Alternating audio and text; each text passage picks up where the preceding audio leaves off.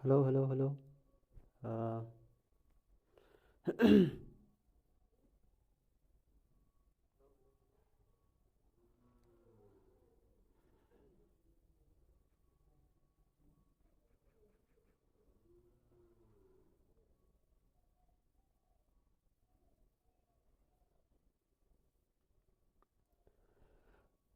second result 13 नं फेरगाव समस्थियाव इउपिपिएलआ 2432 आरो बिजेपिआ 1329 आरो बिपिएफआ 7552 मोननो हायो।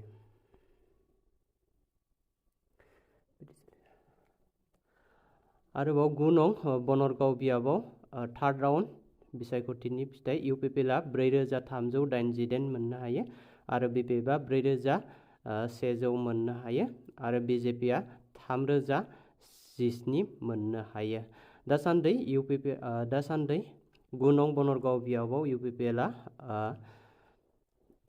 बयनिख्रुइबो जौसिन मासियाव दङ।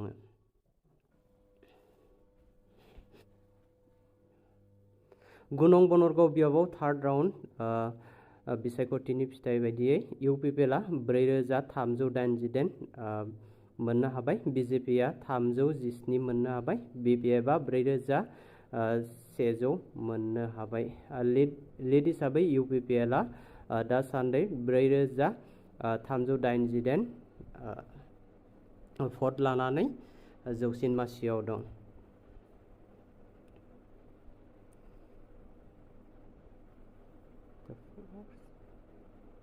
आरोबाव दङ जास्ट न थार्ड राउन्ड 10 नं कुसुगाव बियाबाव इउपिपिएलआ 7147 भट मोननो हाबाय, बिपिएफआ 8107 मोननो हाबाय, बिजेपिआ 5389 मोननो हाबाय। दासान्दि 10 नं कुसुगाव बियाबाव बिपिएफआ 8107 भट लानानै बयनिख्रुइबो जौसिनाव दङ।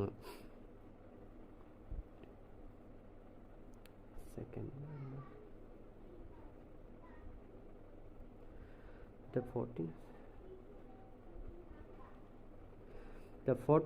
14 नं चिरांदुवार बियाबाव इउपिपिएलआ 6030 भट मोननो हाबाय, बिपिएफआ 5352 मोननो हाबाय। दासान्दि 14 नं चिरांदुवार बियाबाव इउपिपिएलआ 6030 मासियाव भट लानानै जौसिन मासियाव दं।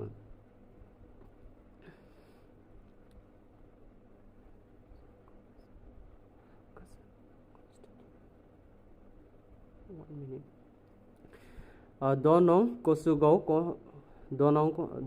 कसुगाव बियाबाव बिपिएफआ मोननो हादों 8107 भट आरो इउपिपिएलआ मोननो हादों 7147 आरो बिजेपिआ मोननो हादों 5389। दासान्दि 10 नं कसुगाव बियाबाव बिपिएफआ 8107 भट लानानै बयनिख्रुइबो जौसिनाव दङ।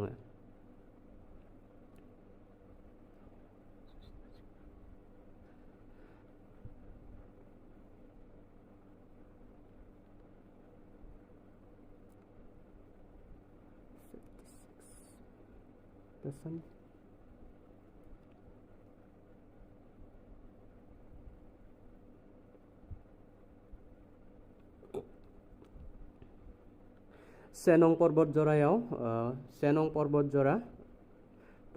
इउपिपिएलआ 3115 मोननो हादों आरो बिपिएफआ 4342 मोननो हादों आरो बिजेपिआ 3112 आरो कंग्रेसआ 575। से नं पर्बतजरायाव लिड हिसाबै बिपिएफआ दासान्दि 4342 भट लानानै बयनिख्रुइबो जौसिन मासियाव दंथ'यो।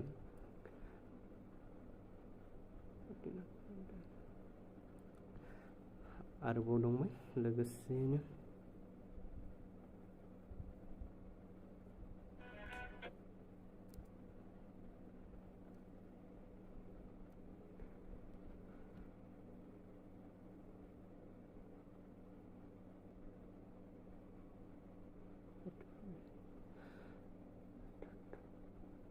हारिसिंगा BPF दा हारिसिंगायाव BPF बा 2803 मोननो हादों आरो UPPL 2120 आरो APB आ 708 दासान्दि BPF आ 2683 भट लानानै हारिसिंगायाव बयनिख्रुइबो जौसिन मासियाव दंथ'यो। खैराबारियाव खैराबारि ब्लकआव UPPL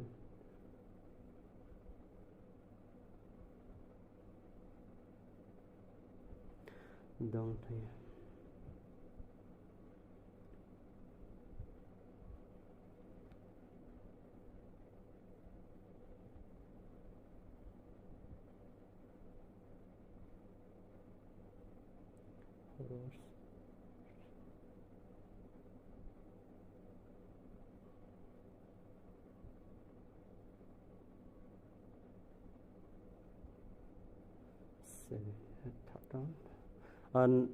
बनरगाव 9 नं बनरगाव बियाबाव UPPL दासिम 4389 भट मोननो हाबाय। BPF आ 4100 भट मोननो हाबाय। BJP आ 3017 लिड हिसाबै जोंहा दा 9 नं बनरगाव बियाबाव UPPL 4389 भट लानानै बयनिख्रुइबो जौसिन मासियाव दंथ'यो।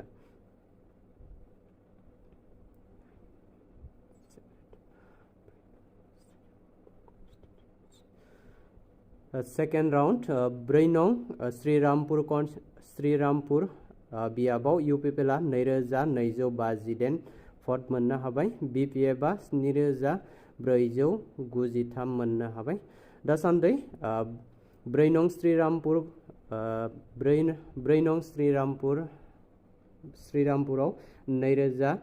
UPPL 2252 जौखोन्दो लानानै बयनिख्रुइबो जौसिन मासिखौ मोननो हाबाय।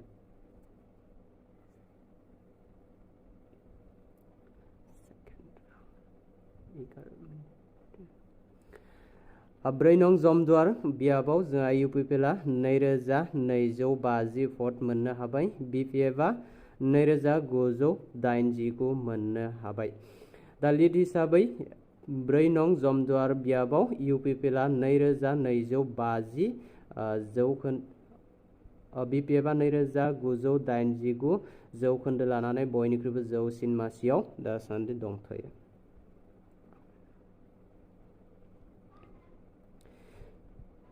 10 नं देबरगाव बियाबाव UPPL 7848 भट मोननो हाबाय। BPF आ 7259 मोननो हाबाय।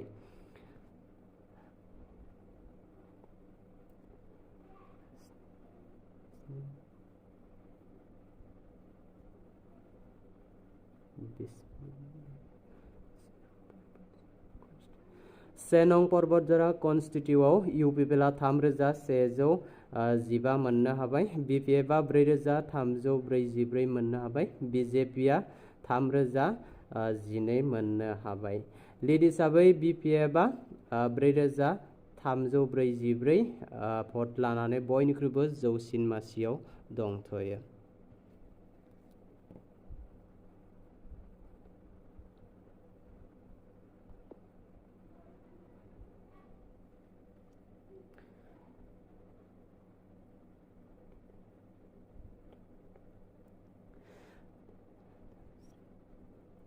थामजिस्नि नं धोनस्री बियाबाव BPF आ 5950 भट लानो हादों आरो UPPL 2978 भट मोननो हाबाय। 33 नं धोनस्री बियाबाव लिड हिसाबै जोंहा BPF आ 5950 भट लानानै जौसिन मासि आवग्रिनो हादों दासान्दि।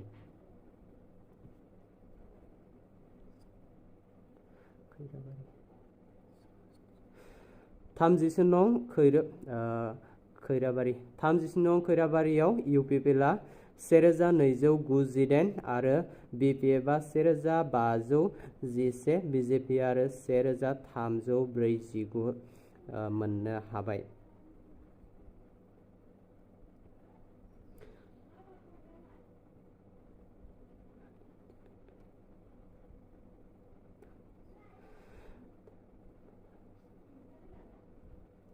32 नं हरिसिंगा बियाबाव BPF आ 2683 मोननो हाबाय। UPPला 2120 भट मोननो हाबाय। दा लिप हिसाबै जा BPF आ 2683 भट लानानै बयनिख्रुइबो जौसिन मासियाव दंथ'यो।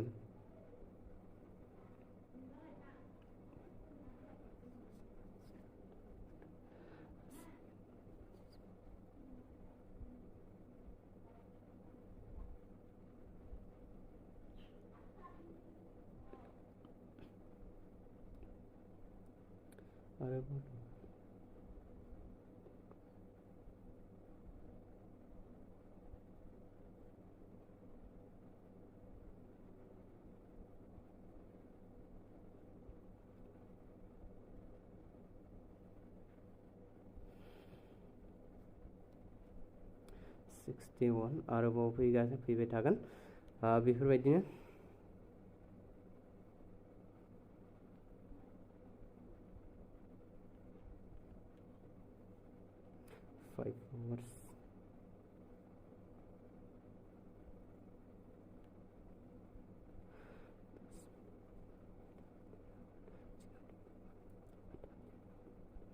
थामथि राउन्ड 10 नं देबरगाव बियाबाव UPPला 7848 भट मोननो हाबाय। BPFआ 7259 मोननो हाबाय।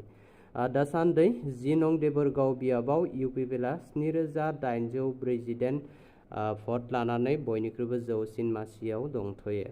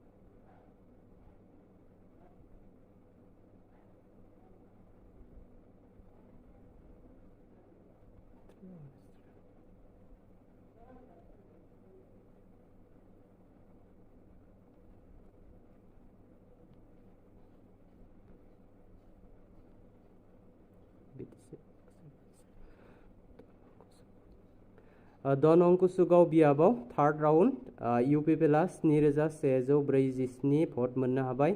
BPFआ 8107 मोननो हाबाय। BJPआ 5389 मोननो हाबाय। लिड हिसाबै जोंहा BPFआ 8107 भट लानानै बयनिख्रुइबो जौसिन मासियाव दंथ'यो।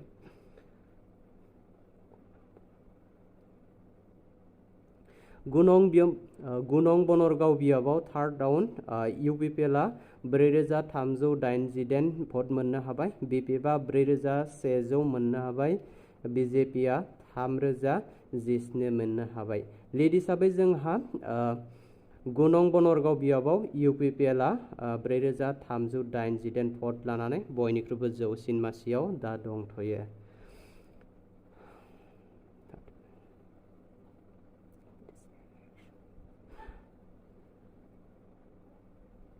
फर्टी नं चिरां दुवार बियाबाव UPPला 6030 भट मोननो हाबाय।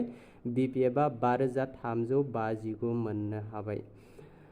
दा 40 नं चिरां दुवार बियाबाव लिड हिसाबै जोंहा UPPला 6030 भट लानानै बयनिख्रुइबो जौसिन मासियाव दंथ'यो।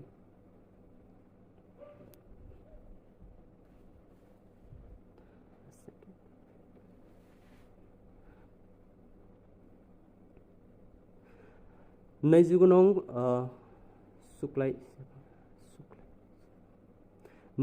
नं सुक्लाय सेरफाङाव UPPला 2781 मोननो हाबाय। BPFआ 5110 आरो BJPआ 4895। लिड हिसाबै जोंहा BPFआ दासान्दि 5110 भट लानानै बयनिख्रुइबो जौसिन मासियाव दंथ'यो।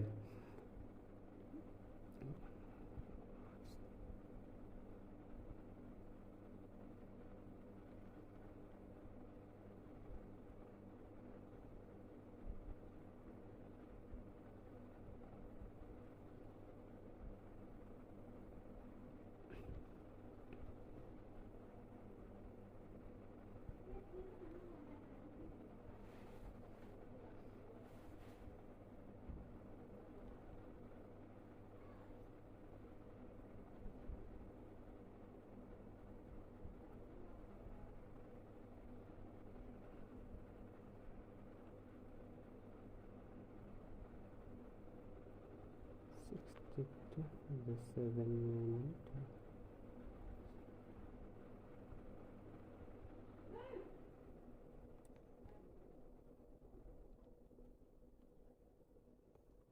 थामथि राउन्ड बनरगाव बियाबाव इउपिपिएलआ 4380 भट मोननो हाबाय।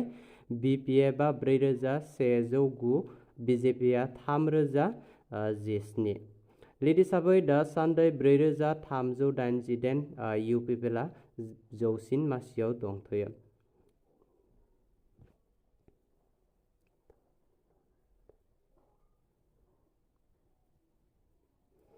दनं कुसुगाव बियाबाव थार्ड राउन्ड बिपिएफआ 8107 आरो इउपिपिएलआ 7147, बिजेपिआ 5389 मोननो हाबाय। लिड हिसाबै जोंहा बिपिएफआ दासान्दि दनं कुसुगाव बियाबाव 8107 भट लानानै बयनिख्रुइबो जौसिन मासियाव दंथ'यो।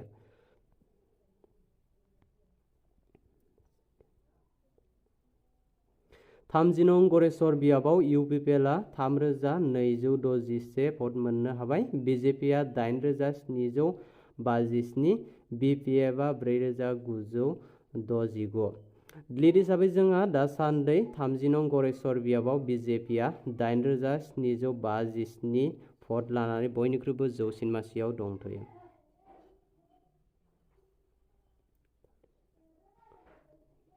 37 नं धनश्री बियाबाव बिपिएफआ 5950 भट मोननो हाबाय। इउपिपिएलआ 2978 मोननो हाबाय। कंग्रेसआ 397 मोननो हाबाय। लिड हिसाबै जोंहा दासान्दि 37 धनश्री बियाबाव 5950 भट लानानै बयनिख्रुइबो जौसिन मासियाव दंथ'यो।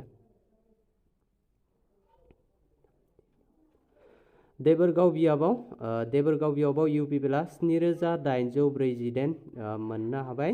बिपिएफआ 7259 मोननो हाबाय। लिड हिसाबै जोंहा देबोरगाव बियाबाव थामथि राउन्डआव इउपिपिएलआ 7848 भट लानानै जौसिन मासियाव दंथ'यो।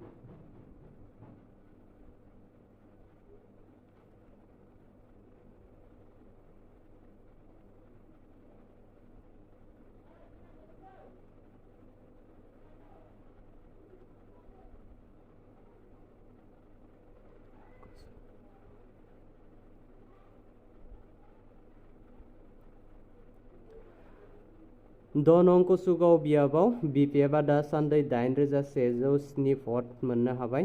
इउपिपिएलआ 7147, बिजेपिआ 5389। लिड हिसाबै जोंहा दनं कुसुगाव बियाबाव 8107 मासि लानानै बिपिएफआ जौसिन मासियाव दंथ'यो।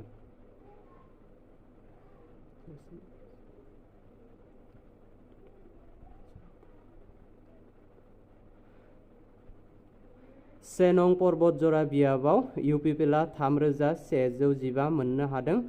बिपिएफआ 4344 मोननो हादों। बिजेपिआ 3012 मोननो हादों। लिड हिसाबै जोंहा से नं पर्बतजरा बियाबाव बिपिएफआ 4344 भट लानानै जौसिन मासियाव दंथ'यो।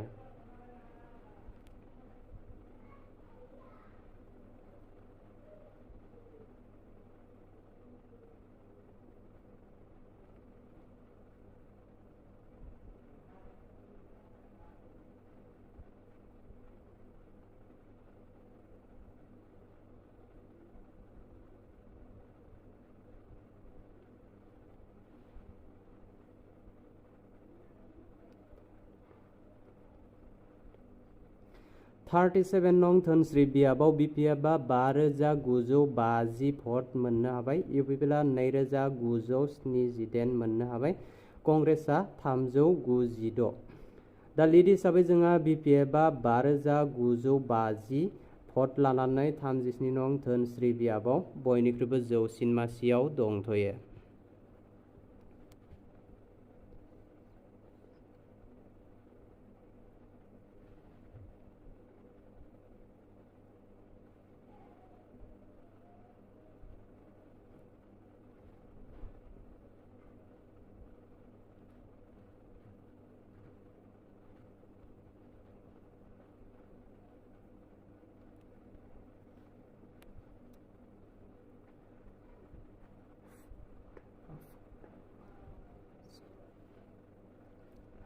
The fourth round 10 नं देबोरगाव बियाबाव UPPआ 10,530 आरो BPFआ 9,789 मोननो हाबाय। दासान्दि लिड हिसाबै जोंहा 10 नं देबोरगाव बियाबाव UPPआ 10,530 भट लानानै बयनिख्रुइबो जौसिन मासियाव दंथ'यो।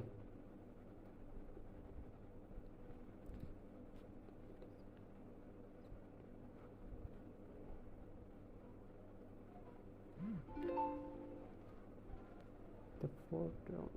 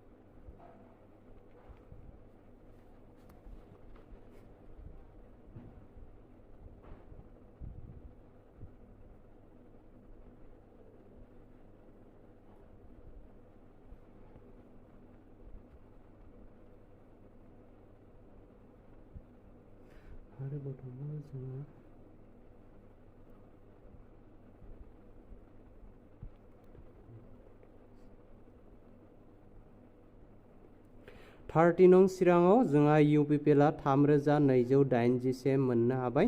BPFआ 2,946 मोननो हाबाय। लिड हिसाबै जोंहा 13 नं चिराङाव UPPआ 3,281 भट लानानै बयनिख्रुइबो जौसिन मासियाव दंथ'यो दासान्दि। बेनि उनाव नेक्स्ट दङ 5 नं सराइबिल। 5 नं सराइबिल बियाबाव जोंहा UPPआव 3,046 भट मोननो हाबाय। BPFआ 2,810 मोननो हाबाय। जोंहा लिड हिसाबै जोंहा 5 नं सराइबिल बियाबाव UPPआ 3,046 भट लानानै दासान्दि बयनिख्रुइबो जौसिन मासियाव दंथ'यो। थार्ड राउन्ड 10 नं कसुगावआव जोंहा UPPआ 7,147 भट मोननो हाबाय। BPFआ 8,107 मोननो हाबाय। BJPआ 5,389। लिड हिसाबै जोंहा BPFआ दासान्दि 10 नं कसुगाव बियाबाव 8,107 भट लानानै बयनिख्रुइबो जौसिन मासियाव दंसिनो।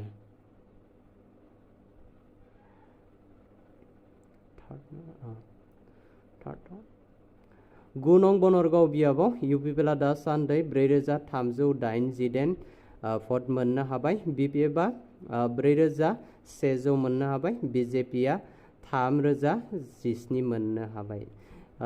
9 नं बनरगाव बियाबाव दासान्दि लिड हिसाबै UPPआ 4,381 भट लानानै बयनिख्रुइबो जौसिन मासियाव दंथ'यो।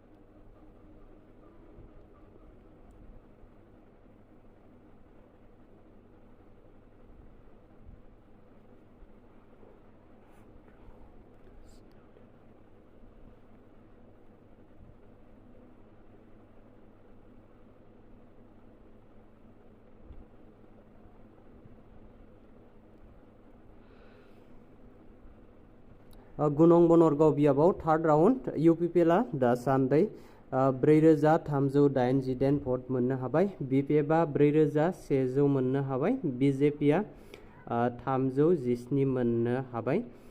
दासान्दै थार्ड राउन्डआव 9 नं बनरगाव बियाबाव लिड हिसाबै जोंहा UPPLआ 4380 भट लानानै बयनिख्रुइबो जौसिनाव दंथ'यो।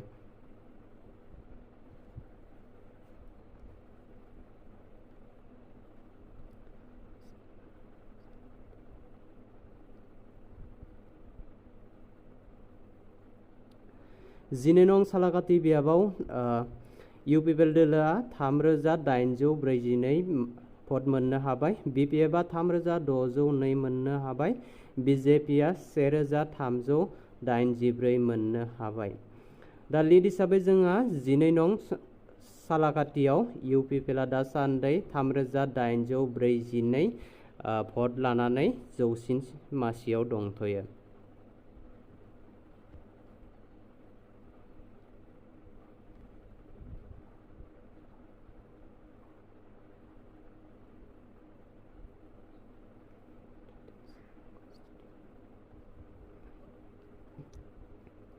थार्ड इन चिराङाव जोंहा UPPLआ 6189 मोननो हाबाय।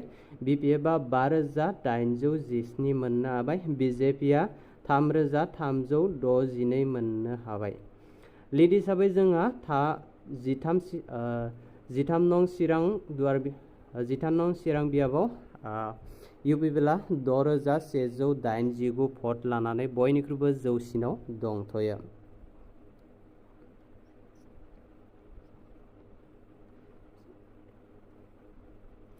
10 नं देबरगाव बियाबाव UPPLआ 10530 भट मोननो हाबाय। BPFआ 9789 मोननो हाबाय। लिड हिसाबै जोंहा 10 नं देबरगाव बियाबाव UPPLआ दासान्दै 10530 भट लानानै बयनिख्रुइबो जौसिन मासियाव दंथ'यो।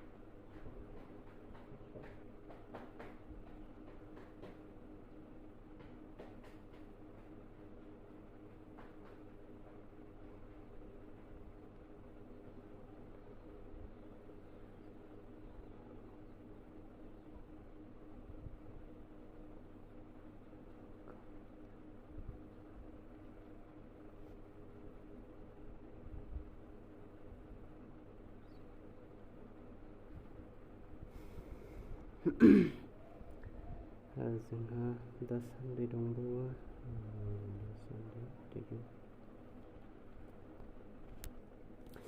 नोंथांमोना भिडिअखौ नायलांबाय था, खोनासंलांबाय था। आपडेट फैब्लानो नोंथांमोननो खोन्थालांबाय थागोन आङो।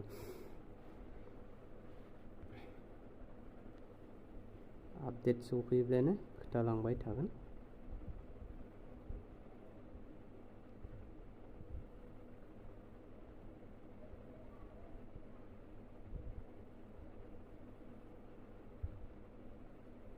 Racing border racing.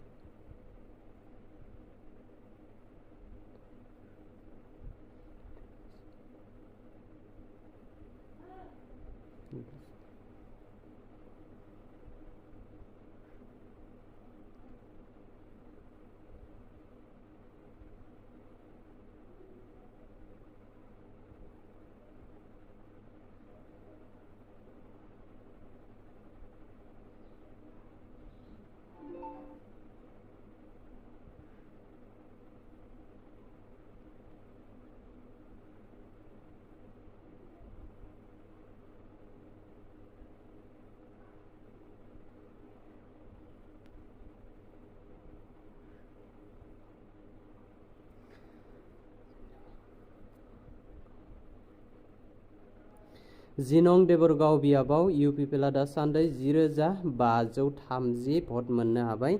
बिपिएफआ 9,789 मोननो हाबाय। लिड हिसाबै जोंहा जिनं देबरगाव बियाबाव इउपिपिएलआ दासान्दि 10,530 भट लानानै बयनिख्रुइबो जौसिनाव दंथ'यो।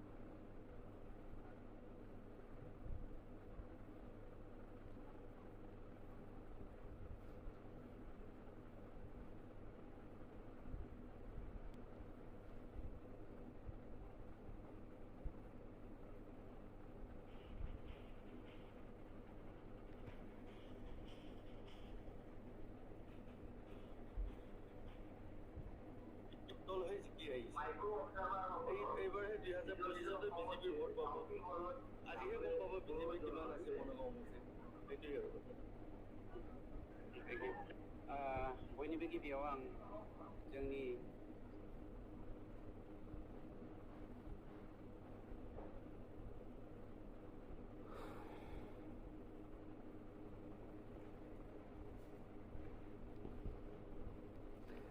Hello everyone. The BPF rotation done.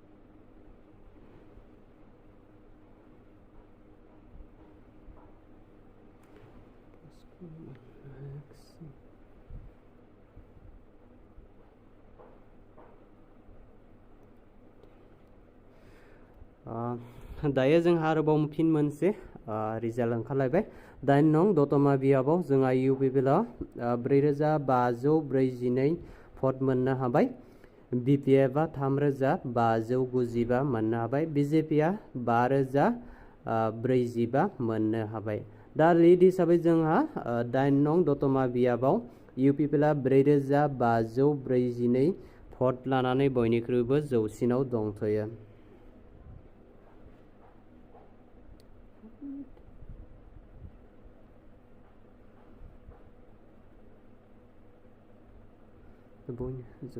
नोंथांमोना भिडिअखौ मोजाङै नायलांबाय था खोनासंलांबाय था जेब्लानो आपडेट फैयो अब्लानो आं नोंथांमोननो फारि फारि खोथालांबाय थागोन आरोना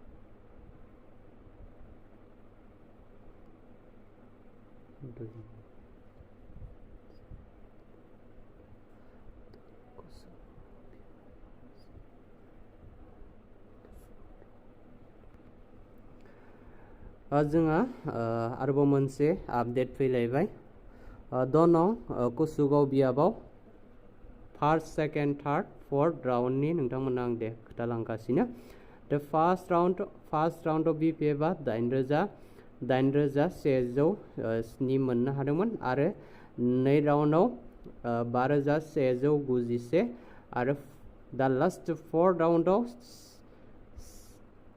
1,03,290 भट मोननो हाबाय UPPL फार्स्ट राउन्डआव 7,147 मोननो हादोंमोन सेकेन्ड राउन्डआव 4,535 मोननो हादोंमोन आरो लास्ट फोर्थ राउन्डआव 1,01,682 भट मोननो हाबाय BJP फार्स्ट राउन्डआव मोननो हादोंमोन 5,389 आरो सेकेन्ड राउन्डआव मोननो हादोंमोन 3,350 दा फाइनाल फोर्थ राउन्डआव बिथांमोना 8,739 भट मोननो हादों लिड हिसाबै जोंहा दासान्दि 10 नं कुसुगाव बियाबाव BPF दासान्दि 1,03,290 भट लानानै बयनिख्रुइबो जौसिन मासियाव दंथ'यो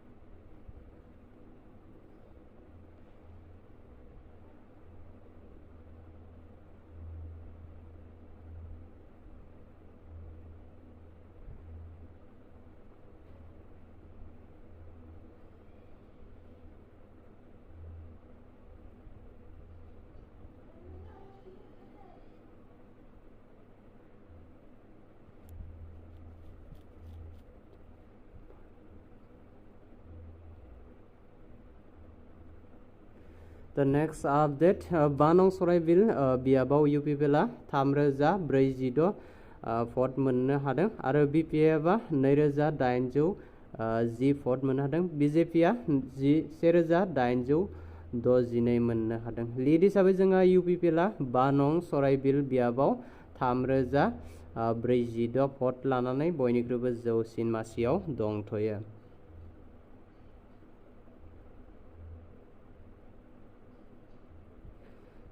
next update just now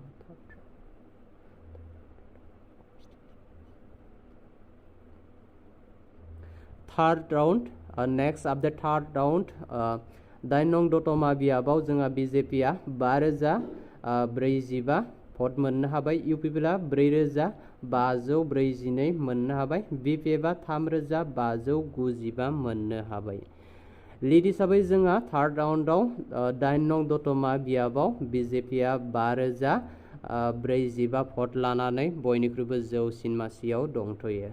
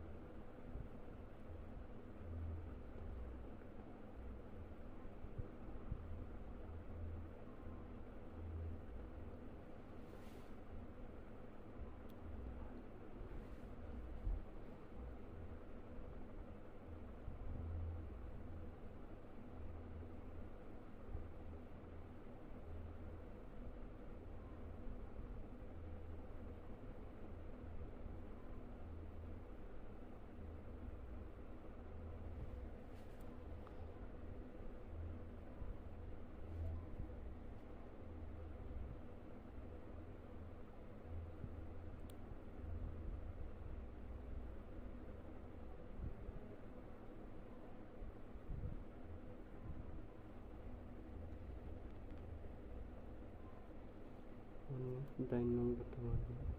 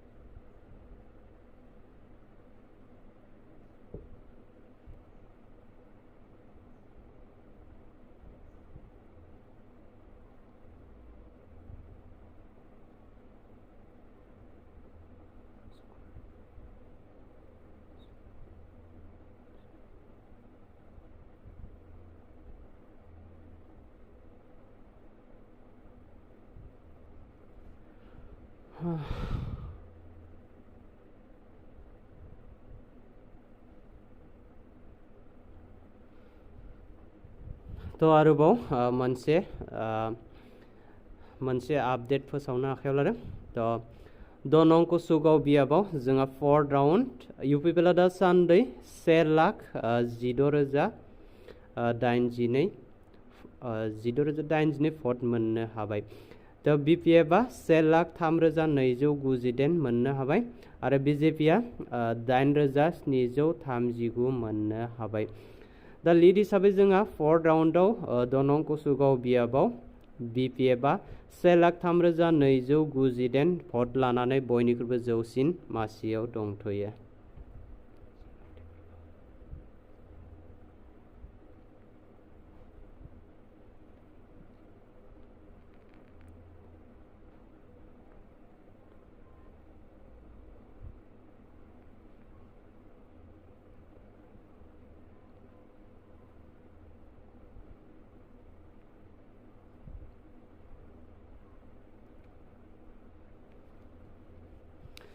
The next update, Baganpara second round BJP आ 12,859 मोननो हाबाय, BPF आ 4,140, UPP आ 5,527, GSP आ 1,056. लीड हिसाबै जोंहा बागानपारा बाक्सा सेकेन्ड राउन्डआव BJP आ 5,859 भट लानानै बयनिख्रुइबो जौसिनाव दंथ'यो।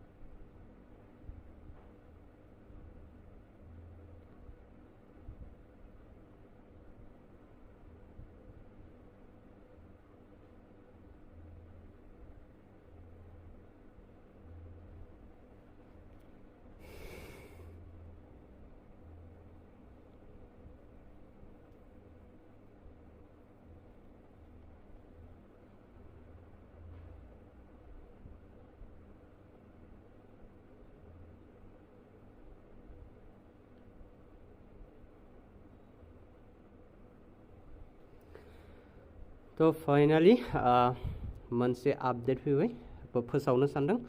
19 नं मानास सेरफाङाव जोंहा UPP आ मोननो हादों 5,903 आरो BPF आ मोननो हादों 4,521, BJP आ मोननो हादों 5,492। दा लीड हिसाबै जोंहा UPP आ 18 नं मानास सेरफाङाव 5,903 भट लानानै बयनिख्रुइबो जौसिन मासियाव दंथ'यो।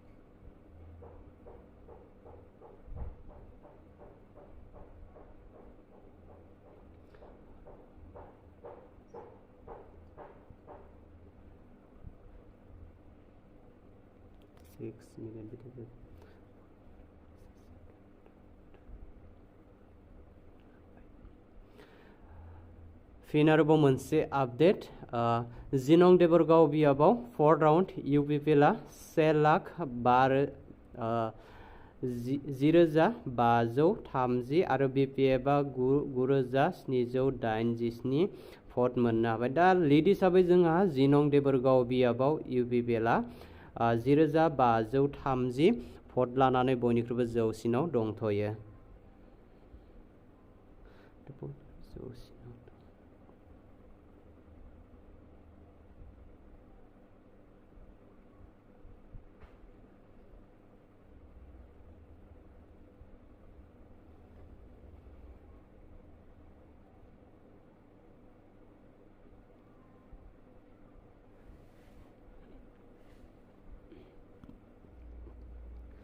So finally,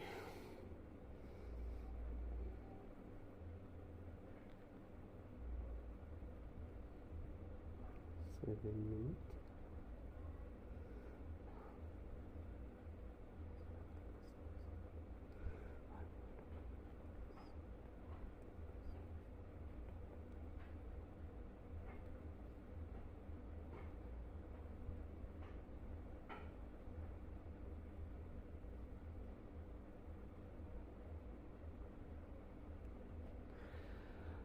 फिन आरोबाव मोनसे गोदान आपडेट फोसावनो होननानै सानदों।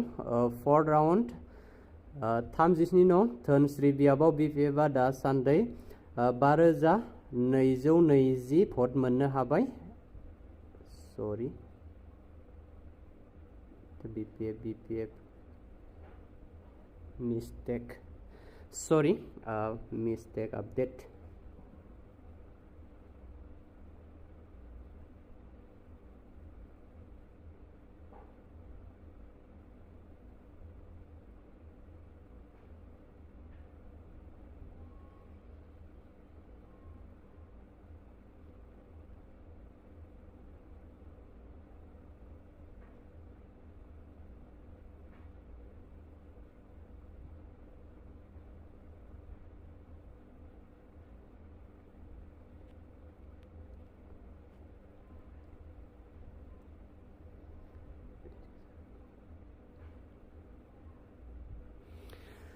दा बेनि गेजेरावनो नोंथांमोननो मोनसे आपडेट होनो सानदों।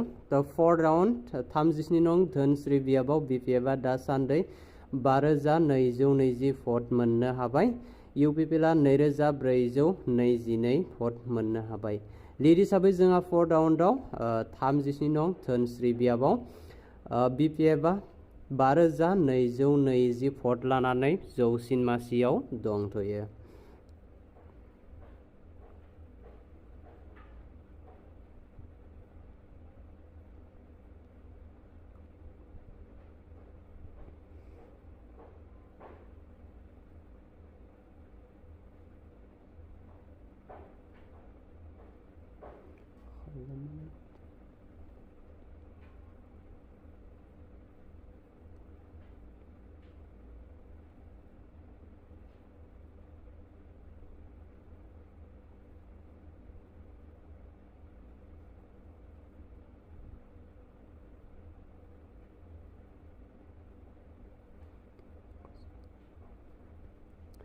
दा बेनि गेजेराव नोंथांमोननो मोनसे आरोबाव फिन आपडेट फोसावनो सानदों। 4 राउन्ड 6 नं कसुगाव बियाबाव इउपिपिएलआ दासान्दि 4535 भट मोननो हाबाय।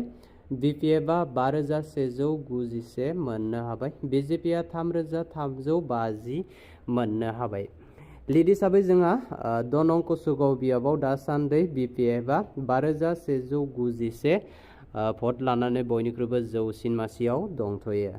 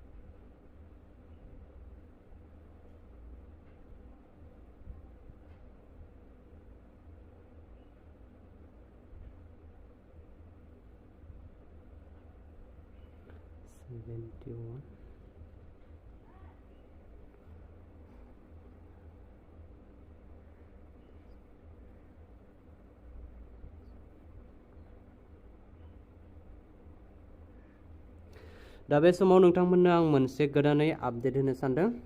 6 नं कसुगाव बियाबाव The first round आरो second round, third round and fourth round totally नोंथांमोननो गासैखौबो बुंनो सानदों।